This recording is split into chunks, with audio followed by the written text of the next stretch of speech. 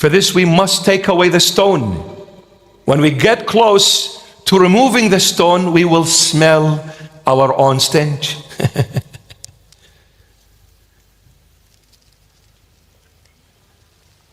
The moment we smell our filth, we're going to make a stand, a genuine stand. We'll take a stand. We'll hate our foolishnesses and we'll hate sin. And the moment we begin to hate sin, it is the moment we offer a genuine repentance. So now what happened at the tomb? Two things, my beloved, happened at the tomb of Lazarus. Number one, death came out of Lazarus and entered Christ. And life, number two, life came out of Christ and entered Lazarus. I'll say it again. Death, number one, death came out of Lazarus and entered Christ. Number two, life came out of Christ and entered Lazarus.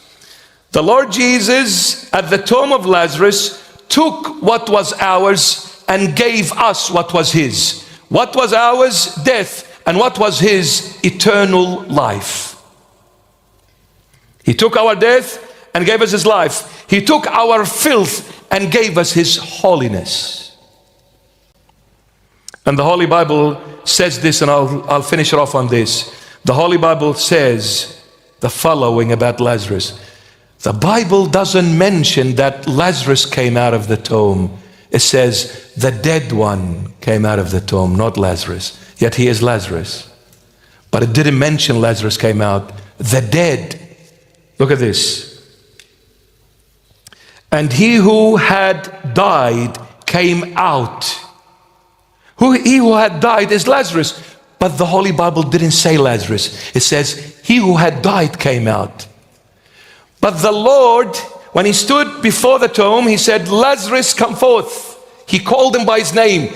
But the Bible says the one who had died came out. Why here the Holy Spirit says the one who had died came out? Because, my beloveds, for the first time ever in Lazarus' entire life and the moment him being in the grave, for the first time ever, the one who called him to come out heard the voice of the living one. I am absolutely sure when they put Lazarus in that grave, at least his sisters, Martha and Mary, both cried heavily. And they shouted and yelled and screamed and begged, Lazarus, please come out. Lazarus, you are not just a brother, you are our father, you are the backbone of this family. What are we gonna do without you? Two females without a man in their life. You left us orphans. Without you we are shattered, destroyed. Lazarus, please come out. They begged him. The people of the town begged Lazarus, come out, come out. Lazarus did not come out. Why? Because all he was hearing was the voices of dead people like him. For the first time ever, somebody rocks up at the tomb. His name is Jesus Christ of Nazareth, and says to him, Lazarus, come forth. He says, whoa, hallelujah. For the first time I hear the voice of the living one. And when the dead hears the voice of the living one, they shall rise. Amen. A dead cannot raise another dead like him, but the living one, Jesus Christ of Nazareth, can raise the dead. A blind man cannot lead another blind man unless they fall into the ditch. But the one who says, I am the light of the world, will show you the way where you never fall again.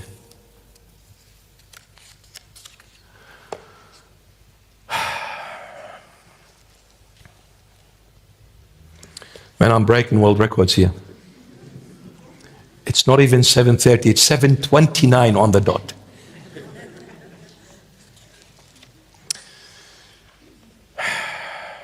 Now for the next 2 hours,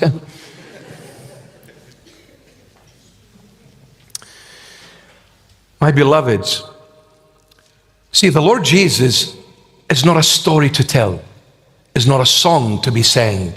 It's not a sermon to be given.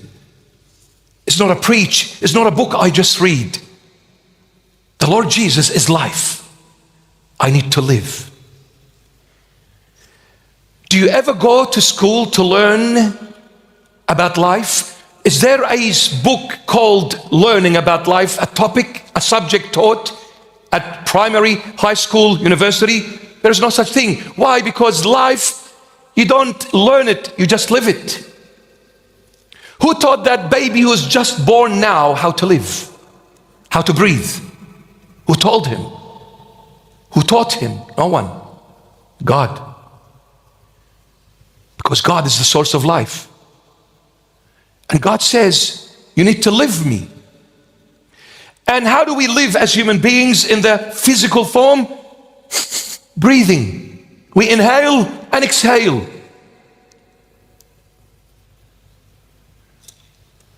Do we think before we inhale? Do we count how many times we've inhaled? No. We don't pay attention. We don't. It comes naturally. Because this is how life must be approached, naturally. You don't think about it. You don't plan for it.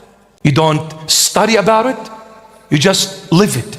Christ says, don't think twice to come to me. Don't plan to come to me. Just come because I'm your life. I'm already there because this breath you take is me. That breath is me, Jesus Christ of Nazareth. So don't ever say, Lord, where are you? Lord, why have you forsaken me? Lord, why are you so distant from me? He says, I am the closest ever. I am that breath of life that you live on. That breath is me. I can't get any closer than that. You breathe me every moment without even thinking. And this is the way I want you to live for me. Naturally.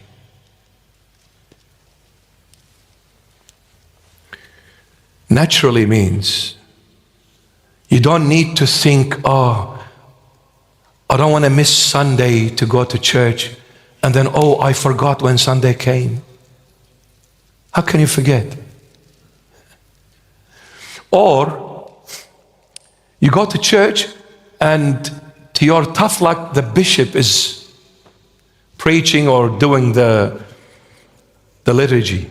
Oh, you say, oh no, please, that's 4 hours. I'm going to miss out on lunch in a restaurant. And it's a sunny day on top of that. Man, what am I doing here? When you are with your sweetheart, the last thing you will ever do is look at the time. My son, when you're sitting with your Juliet,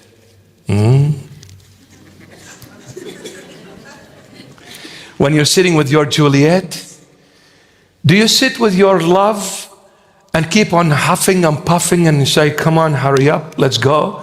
I've had enough of, man, time is not moving quickly.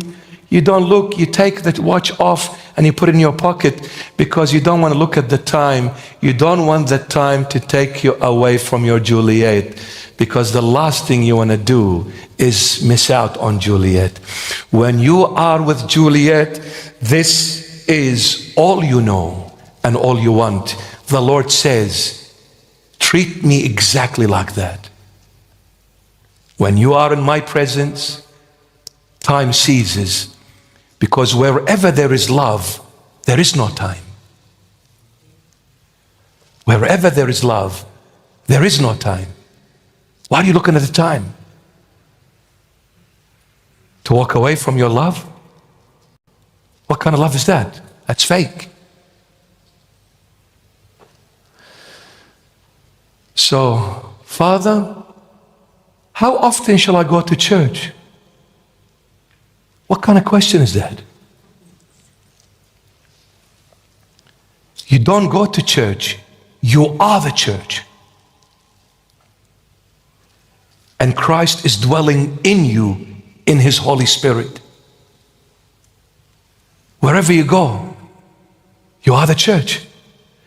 This building out of bricks and mortar is just a physical representation of the spiritual church. Your heart is the church. The Lord is saying, I don't want you to come and tick the list if you've been to this brick and mortar church. I want you to have no time when it comes to me, because I want your heart to dwell in it forever. You are my church. What church are you talking about? Shall I read the Holy Bible? Is one chapter a day enough, Father? No. Receive the thought of Christ, so that the moment you wake up, you think of Him. The moment you look at the world, you think of Him. The moment you look at people, you think of Him. The moment you look everywhere, you think of Him. That's where God said to Moses, when Moses asked him on that Mount Sinai, He says, your people are waiting at the foot of the mountain. When I go back to your people, they'll ask me, what was the name of this God that spoke to you? What shall I say your name is? God says, go and tell them, I am that I am. What God was saying to Moses is this: tell them, I am that I am. Meaning, when you look at the bird, I am that bird. When you look at the tree, I am that tree. When you look at the land, I am the land, I am the sea, I am the star, I am the moon, I'm the sun, I'm the galaxies. I am in all, and all are in me. I am. And when you look at yourself, I am you, and you are me. Why are you searching? What are you looking for? I'm already you, and you are already me. Do you believe this? Because if you do, you will see the glory of God.